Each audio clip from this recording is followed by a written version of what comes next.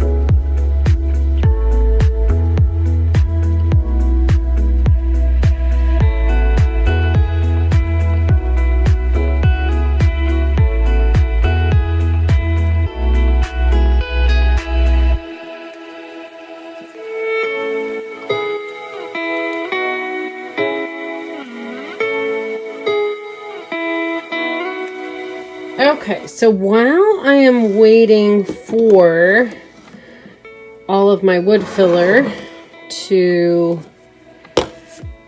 dry, so I had this, and I really love this color. It's Waverly, it's the color Mineral, and I could go to Walmart and buy it, but I had this huge, large Waverly color in the color Cashew, and I already threw away that container. And I thought, you know what, I don't want it that light because it was kind of like a creamy color, and I was like, I really want the dresser this color. So what I decided to do was mix my own, and I would say I'm pretty doggone close. What do you guys think? This is it. Of course, wet never looks the same, you know, dry. But that's what that is. That's what this whole thing is. So that's what I'm going to paint that dresser with. So basically, I added some chocolate brown and some black chalk paint to this. It looked too tannish on the yellower side until I added the black. And then when I added the black, it offset that and it made it more of that like taupey color. So I am really loving it. And then I added a little bit of water to thin it down because it was super thick. And I just stirred it like crazy. And then I shook it really good once I got it into this. And yeah, I was just the little color creator over here today. And then I bought this Bare Matte Sealer. And I've never used it. I've always used like the Minwax or the what is it? Varathane. Yeah, this brand. And then I got some more of this Western Oak, because if y'all watch my videos in the past, I did my dining room in this. It's my dining room hutch and the top of my table. Okay, so I came over here. I did not do a before picture, but these screws were just sticking out of the side, right? And I was very upset because you can't sell a piece that isn't repaired properly. And so what I did was I took, let me see, this drill bit, and I drilled a bigger hole down, so I could burrow my screws in there, and then I'll fill that, and it wasn't glued, so that needs sanded down and blended. And then so now I know why that's like that, because it broke. But it's really sturdy, super sturdy now.